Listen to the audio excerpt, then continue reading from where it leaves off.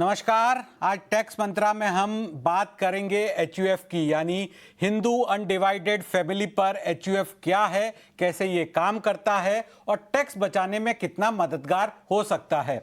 अगर आप अपने परिवार के लिए बेहतर टैक्स प्लानिंग करना चाहते हैं तो एचयूएफ क्यों एक अच्छा विकल्प हो सकता है, लेकिन क्या एचयूएफ के नए टैक्स नियम जो है वो भी उतने ही फायदेमंद है? क्या बेटियों को इसमें बराबर का हक मिलता है और एचयूएफ से होने वाली आय पर कितना टैक्स लगेगा? इन सभी सवालों के जवाब देने के लिए हमारे साथ आज मौजूद है स्टूडियोज में टैक्स एक्सपर्ट ललित मुनियोत। बहुत बहुत शुक्रिया ललित जी आज हमारे साथ टैक्स मंत्रा शो में जुड़ने के लिए। सबसे पहले मैं आपसे जो हमारा आज का टॉपिक है एचयूएफ से जुड़ा हुआ, तो एचयूएफ क्या है, हमारे दर्शकों को आप बता पाए तो। Thank you Anurag. HUF basically the name is Hindu undivided family. That means इसमें एक फैमिली का कंसेप्ट होता है जिसमें कि एक से ज़्यादा मिलके एक एसएससी बनता है। अब जैसे एक कोई पिताजी है, उसका कोई लड़का है, उसकी लड़की है, उसकी वाइफ है, तो ये चारों मिलके एक यूनिट बनाते हैं जिसको बोलते हैं हिंदू अनडिवाइडेड फैमिली। तो हिंदू अनडिवाइडेड फैमिली एक सेपरेट टैक्स यूनिट की तरह से एसएससी बनाया गया है जिसके rules and regulation for taxation are the same, but उसका बेनिफिट आपको अलग से मिलता है। जैसे एटीसी वाला है बेनिफिट आपको इंडिविजुअल में मिलता है, उतना का उतना आपको एचयूएफ में भी मिलेगा। तो ये एक सेपरेट यूनिट है जिसमें commonality of the property that is not divided वो उसमें रहती है, जिसमें चारों जितने भी मेंबर्स हैं वो इक्वली उसमें पार्टिसिपेट करते हैं। ओके, सारे जो मेंबर है वो इक्वली पार्टिसिपेट करते हैं। तो कौन कौन एचयूएफ का खाता खोल सकता है? क्या अभी जो 31 मार्च से पहले अगर किसी को टैक्स सेविंग करनी है तो एचयूएफ का खाता खोला जा सकता है और इसकी क्या प्रक्रिया है? एचयूएफ का खाता बिल्कुल खोला जा सकता है। सेम प्रक्रिया है जैसे एक इंडिविजुअल की होती है। As a individual saving account की तरह, as a individual fixed deposit account की तरह आप अकाउंट खोल सकते हैं, अकाउंट खोल सकते हैं। और क्या एक से ज्यादा एचयूएफ, जैसे हम सेविंग अकाउंट तो अलग अलग बैंकों में खोलते हैं, तो क्या एचयूएफ के खाते भी अलग अलग बैंकों के साथ खोले जा सकते हैं? खोले जा सकते हैं। अच्छा, उसमें खोले जा सकते हैं। और प्रक्रिया कितनी मुश्किल होती है या कितनी आसान है? थोड़ी सी इंडिविजुअल से एक बिट स्टेप मोर है। उसमें कोई डिक्लेरेशन देने पड़ते हैं कि ये एचयूएफ अभी आप जो बना रहे हैं उनमें मेंबर्स कौन है एट प्रेजेंट, तो उनका डिक्लेरेशन देने पड़ता है। उससे ज़्यादा और कुछ नहीं है। और पैन कार्ड ऑफकोर्स वो सारे हैं वो लगेंगे ही, पैन कार्ड लगेंगे पैन ही। कार्ड। ठीक है। इसमें कुछ जो मैं आप तैयारी कर रहा था तब इसकी जो की स्ट्रक्चर मैंने देखे, उसमें कर्ता एक स्ट्रक्चर है, अलग मेंबर्स एक स्ट्रक्चर है और को पेरेंसर्स ये एक अलग है। तो इन सब की क्या भूमिका होती है? एक जो एचयूएफ होता है उसमें जो हेड ऑफ द फैमिली या जो एल्डर्स होता है वो जो है उसको बोलता है कर्ता। मतलब वो सारे कुछ मैनेजमेंट के लिए वो रिस्पॉन्सिबल होता है। उसके अलावा जितने भी मेल मेंबर्स है, जो एक्चुअली इसमें थोड़ा सा हट के एक बता रहा हूँ कि जो हिंदू लॉ है, जो अपना दया भागा वगैरह कुछ स्टडीज है, उसमें एचयूएफ का कंसेप्ट अलग है, इनकम टैक्स में अलग है। जो हिंदूज एक्ट में एचयूएफ के कंसेप्ट में एचयूएफ होने के लिए एक मेल ऑफस्प्रिंग का होना जरूरी है। इनकम टैक्स में ऐसा कोई रिक्वायरमेंट नहीं है। आपका फैमिली हो गया दैट मीन्स आपकी एचयूएफ हो गई। जो उसमें पार्टिसिपेट करते हैं प्रॉपर्टी में उनको कहते हैं मेंबर्स। और जिन मेंबर्स को एचयूएफ की प्रॉपर्टी का पार्टीशन करने का राइट मिलता है उनको कहते हैं कोपार्टनर। ओके, या तो एक कोपार्टनर जो है वो एचयूएफ की प्रॉपर्टी को डिवीजन करना है, इसका राइट उसको रहता है, पर उसका जो मैनेजमेंट कंट्रोल वो सब कुछ जो है वो in the name of the कर्ता, हम जो कर्ता है वो सब इसको हैंडल करता है। ओके। तो अगर परिवार में बेटी है तो क्या वो एचयूएफ की कर्ता हो सकती है? ये एक बहुत कॉम्प्लिकेटेड इशू हो गया है। 2005 या 6 में जब हिंदू सक्सेशन एक्ट में अमेंडमेंट आया तो उन्होंने कहा कि एक मैरिड डॉटर भी एचयूएफ की मेंबर रहेगी।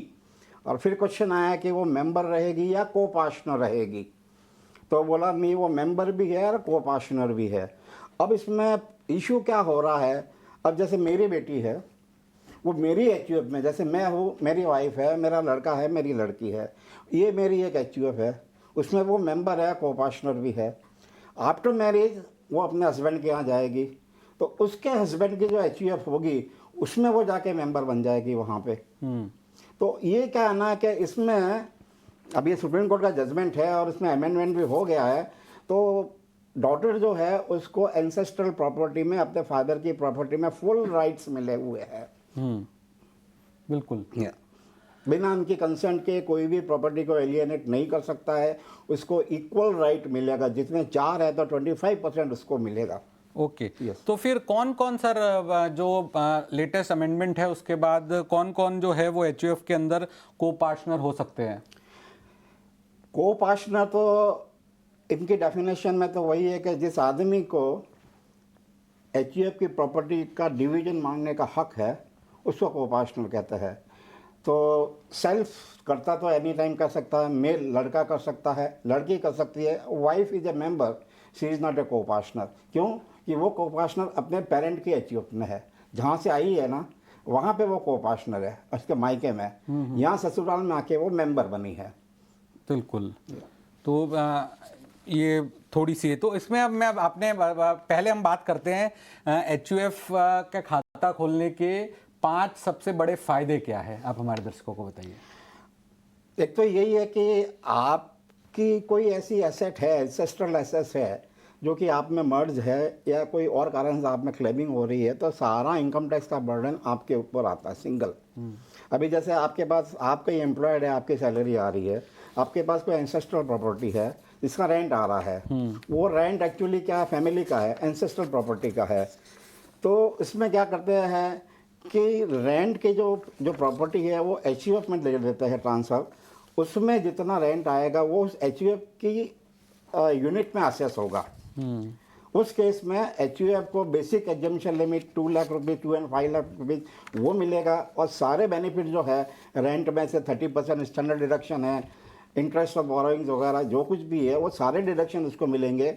एक की जगह पे आपकी 2 यूनिट हो गई, तो आपकी इनकम स्प्लिट हो गई, उससे आपका इनकम टैक्स में फ़ायदा रहता है। मेजर एडवांटेज है कि यही है जो जिससे कारण चला रहा है।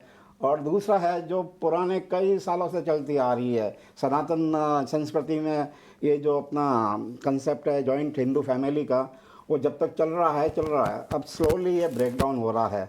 तो अभी एचयूएफ का इम्पोर्टेंस धीरे धीरे कम होता जा रहा है।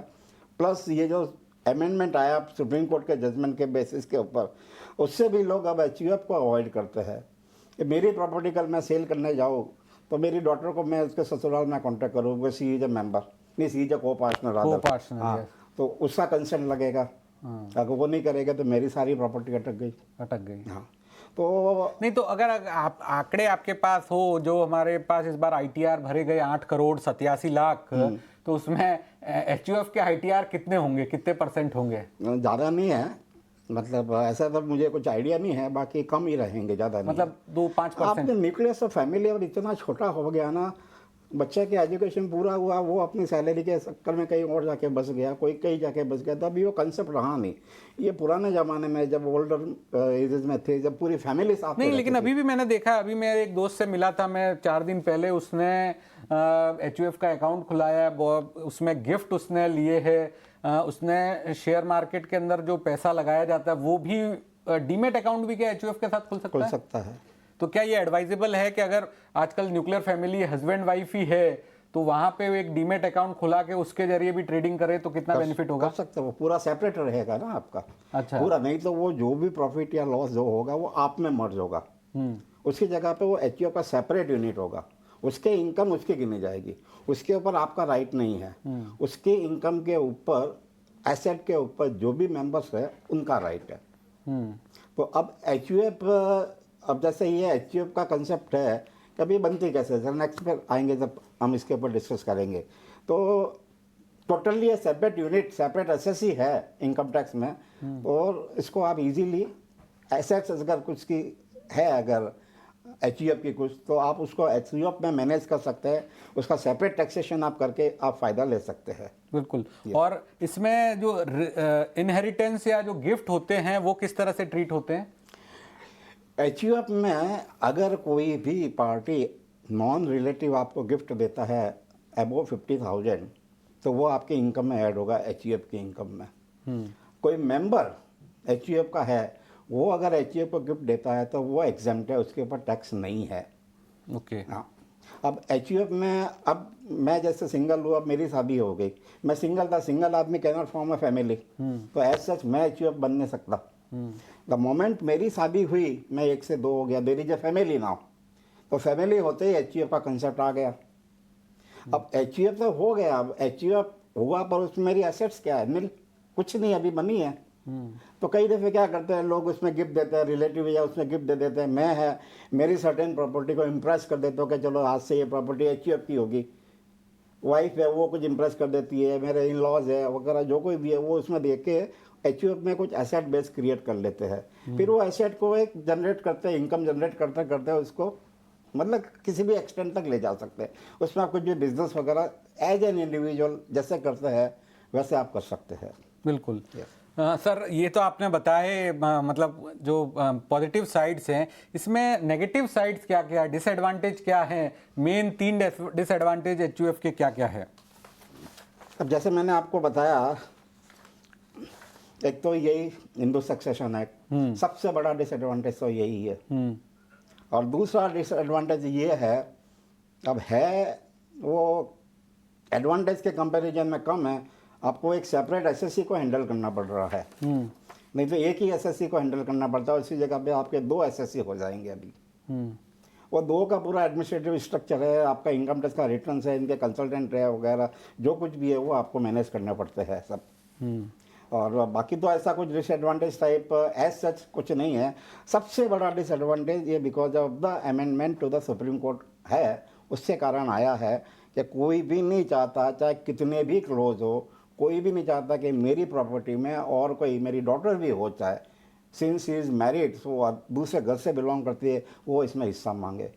और कभी कभी ये होता है ना कि जब मुझे सेल करने का टाइम आता है, वो किसी के बातों में आके साइन नहीं करे, तो फिर मैं तो अटक गया।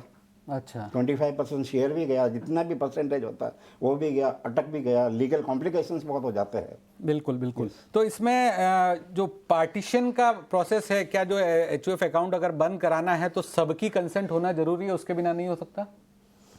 HUF में पार्टीशन कोई भी डिमांड कर सकता है, कोपार्टनर।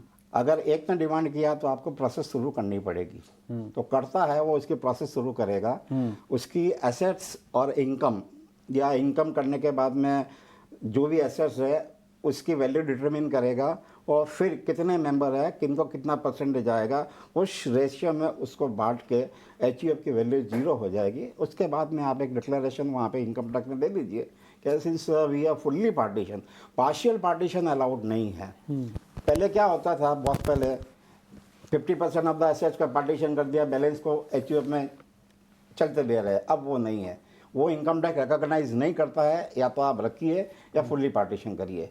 तो HUF विद इन HUF जैसे ये होता है वो नहीं है अभी, या तो रहेगी या नहीं रहेगी। ओके। और क्या जो HUF जो है वो सैलरी पे कर सकता है और मेंबर्स को? अगर मेंबर बिजनेस में हाथ बटाता है, नेचुरली वो सैलरी के एंटाइटल है, उसको सैलरी दे सकता है। ओके। और ये कहना सही है कि सभी जो HUF के मेंबर है, भले ही सब कुछ उसने पिताजी ने शुरू करा हो, लेकिन बेटे का भी हक बराबर है, वाइफ का भी हक बराबर है, बेटी का भी हक बराबर है, और सबका जो राइट है, परसेंटेज ऑफ शेयर है on that particular asset is equal. ये क्या है ना, ये HUF की प्रॉपर्टी की बात कर रहे हैं, एंसेस्ट्रल प्रॉपर्टी। अब जैसे मैंने मेरे पिताजी से इनहेरिटेंस में कुछ प्रॉपर्टी आई, वो मेरी HUF की प्रॉपर्टी आ गई। मैंने सेल्फ एक्वायर्ड प्रॉपर्टी है, वो मैं सेपरेट रखता हूँ। मैं उसको मैं डिस्पोज ऑफ मेरी विलिंगनेस के अनुसार कर सकता हूँ, बाय विल। ओके। हाँ, वो मेरी सेपरेट, उसमें किसी का कोई वो नहीं है। एंसेस्ट्रल प्रॉपर्टी में सारे जो लीनियन डिसेंडेंट असेंडेंट जो भी है 3rd डिग्री तक है, वो सारे पार्टिसिपेट करते हैं, सारे पार्टिसिपेंट करते हैं। और अब जिस तरह से न्यू टैक्स रिजीम है, करीब 80% लोग तो न्यू टैक्स रिजीम में आ गए हैं, तो HUF में भी क्या आपके पास विकल्प है कि आप न्यू टैक्स रिजीम के अंदर हाँ, जा सकते हो, जा सकते हो? जा सकते हो। लेकिन फायदा कहाँ पर है? अगर एचयूएफ अकाउंट है तो डिडक्शन लेने हैं। वो अभी इनकम टैक्स की जो वेबसाइट है वहीं पे उन्होंने यूटिलिटी दे रखी है। हाँ। आप वहाँ पे आप अपने इनकम फीड करिए, new regime and old regime दोनों में, वो आपका टैक्स कैलकुलेट करके बता देंगे कि किस में आपको फ़ायदा हो रहा है। ओके। उस रिजिम में जाइए आप। ओके। और वैसे भी अभी ओल्ड रिजिम और न्यू रिजिम तभी 1 साल की बात है। नेक्स्ट ईयर से तो ये जो भी नया इनकम टैक्स बिल आया है वो आने वाला है, तो उसमें ऐसे कुछ कॉम्प्लिकेशंस नहीं है। ओके। ओके।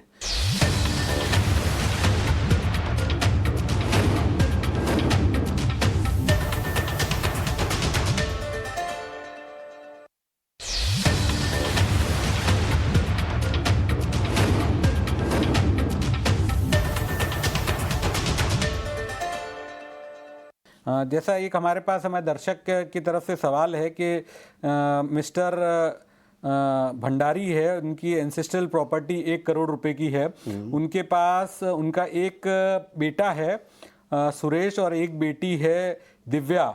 तो दोनों को पार्टनर है, तो क्या दोनों के पास बराबर का राइट होगा या फिर राइट चेंज होंगे? बराबर का राइट होगा।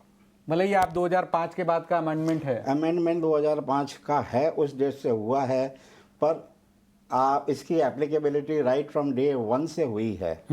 चाहे उस दिन में उसके पिताजी जिंदा थे, उसके पहले, मतलब उसके बनने के पहले उनकी डेथ हो गई या बाद में डेथ हो गई, उसका कोई मतलब नहीं है। जब ये एचयूएफ बन गया वो इक्वल पार्टिसिपेंट बन गई है, को पार्टनर बन गई है लेडी। लड़का तो वैसे भी है ही है। वो अगेन मैं क्लैरिफाई कर दूं, only in ancestral property. Okay. आपकी सेल्फ एक्वायर्ड प्रॉपर्टी आप अपने विल के अनुसार डिस्पोज ऑफ कर सकते हैं, उसमें किसी और का राइट नहीं बनता है। ओके। और क्या बोलते हैं, सिंगल मेंबर एचयूएफ फॉर्म कर सकता है? सिंगल मेंबर, जैसे मैंने कहा फैमिली कंसेप्ट है, तो भी कहाँ हुआ कोई एक जजमेंट बहुत पहले कहीं मैंने सुना था या देखा था, मुझे एग्जैक्टली याद नहीं आ रहा है। पोजीशन क्या होती है, एक आदमी तो मेरे हिसाब से नहीं कर सकता है, पर एक दफ़े आपकी एचयूएफ बन गई, 2 हो गए, उसमें एक की डेथ हो गई, तो वो single member can continue as an HUF. अच्छा। हाँ, वो कंटिन्यू कर सकता है। और उसमें अगर और लोग जुड़ते भी है परिवार? हाँ, ये फ्लोटिंग है ना। अभी हस्बैंड है, वाइफ है, लड़का एक्सपायर हो गया, दूसरे लड़के ने बर्थ ले ली, फिर लड़की ने बर्थ लगी, वो स्टॉक बढ़ता गया, फ्लोटिंग है। अच्छा। हाँ, कोई लिमिटेशन नहीं है मेंबर्स की, कोई लिमिटेशन? कोई लिमिटेशन नहीं है। बर्थ एंड डेथ के अनुसार वो ऊपर नीचे होता रहता है। और कोई नहीं अगर चाहता है उस जोड़ना कि मैं जो परिवार के जन बढ़ते गए वो ऑटोमेटिकली आ जाएंगे, आपको उनको एड ऑन करना पड़ेगा? बाय बर्थ वो ऑटोमेटिकली बन जाते हैं। बाय ऑटोमेटिकली बन जाते आपने हैं? बर्थ लिया लड़के ने, आपके एचयूएफ में एक एडिशन हो गया। हो गया। हाँ। ओके। और हाल के दिनों में और क्या क्या बदलाव हुए हैं जो हमारे दर्शकों को ध्यान रखने चाहिए? इसके अंदर एक चीज जैसे कि मैं देख रहा था कि जो मेडिकल प्रीमियम है, एलआईसी का प्रीमियम है, 80C, 80D, 80DDD, ये सारे के भी डिडक्शन आप ओल्ड टैक्स रिजीम में ले सकते हैं। तो जो इंश्योरेंस कवर लिया जाएगा, क्या वो पूरे परिवार का ग्रुप इंश्योरेंस होगा? हाँ, वो जो कर्ता जो होता है वो ले सकता है मेंबर्स के ऊपर। अच्छा। आउट ऑफ द कैश और out of the income of the HUF वो किसी भी मेंबर के ऊपर मेडिकल ले सकता है, कवर ले सकता नहीं, है। मेडिकल ले सकता है, लेकिन वो कवर जो क्या पूरा सबका ग्रुप कवर होगा या इंडिविजुअल कवर? वो इंश्योरेंस कंपनी डिसाइड करती है कैसे देना है। अच्छा। हाँ, मतलब आप ले सकते हो, पर वो ग्रुप में लेना है, इंडिविजुअली लेना है, कैसे लेना है, वो सब इंश्योरेंस कंपनी वाले बेटर रखते हैं। हाँ, नहीं तो किसी को अगर एचयूएफ अकाउंट खुला के अपने परिवार के अलग अलग लोगों का उस अकाउंट के जरिए प्रीमियम भरना है तो वो कवर लिया जा सकता है, और लिया जा सकता है। पॉलिसी जो है वो उस एचयूएफ, मतलब ये प्रूव होना चाहिए कि पॉलिसी एचयूएफ के बेनिफिट के लिए है और फंड जो है वो एचयूएफ के इनकम में से गए हुए हैं। और क्या सर जो एचयूएफ क्रिएटेड हो सकता है एक्ट ऑफ पार्टीज के जरिए?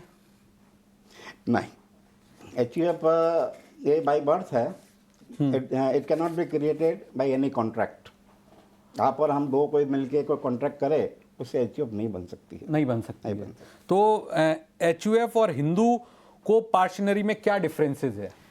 एचयूएफ जैसे मैंने बताया, हिंदू अनडिवाइडेड फैमिली जिसमें मेंबर्स होते हैं, और उन मेंबर्स में जिनको राइट है पार्टीशन डिमांड करने का, उनको कहते हैं को पार्टनर। तो इसमें वाइफ के अलावा अभी डॉटर आ गया, हस्बैंड आ गया और ये लड़का आ गया, ये को पार्टनर बन गए।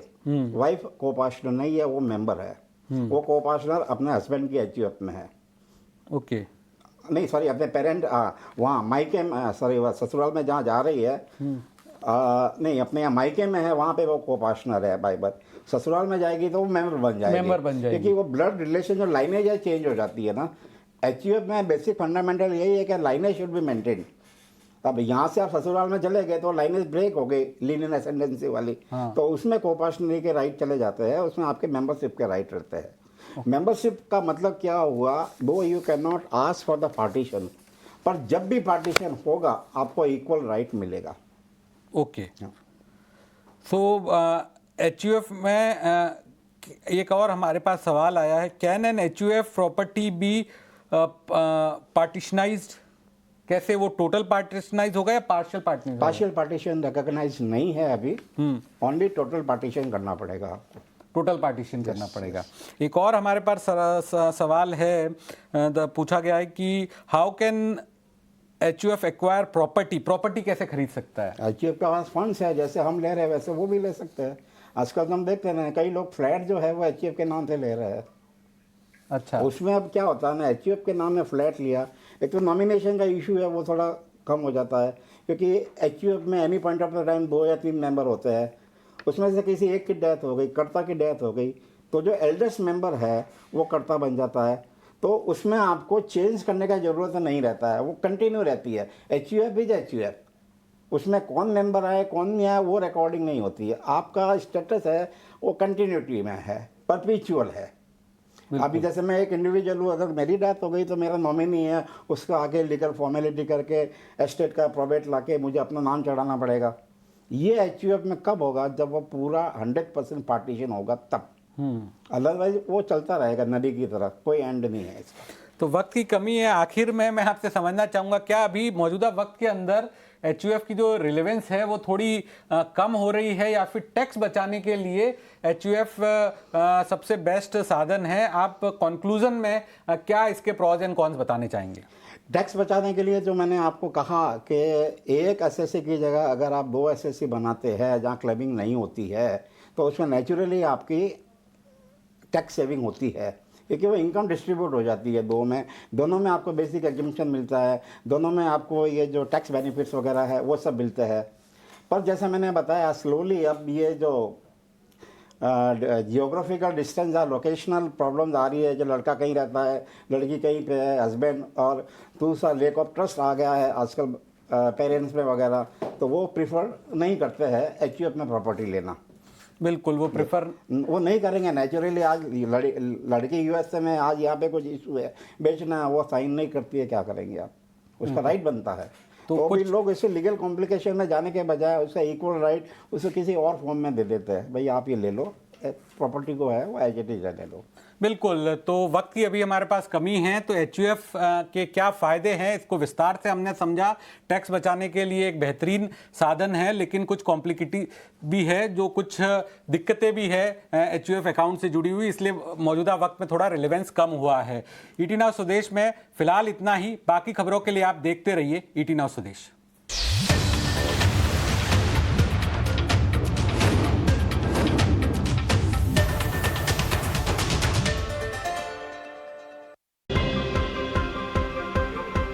टेक्निकल चार्ट हो या फिर एफ&ओ, किस खबर का होगा आप पर कितना असर?